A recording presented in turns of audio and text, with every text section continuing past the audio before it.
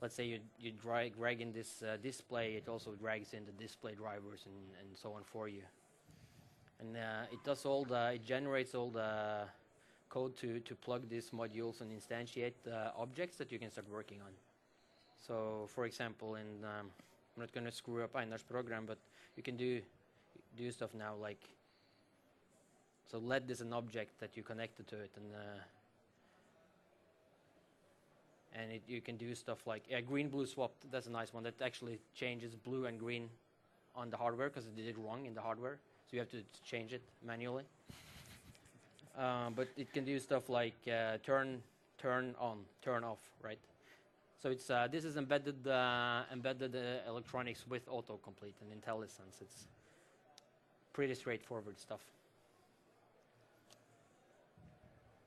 And in the next release of the .NET Micro framework, actually 40% of this stuff is committed back from the community.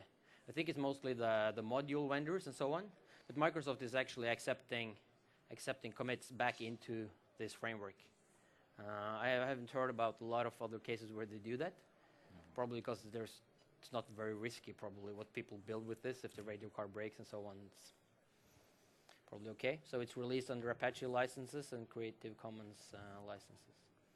And the cool thing is that even most of these third-party modules that you buy from vendors are open.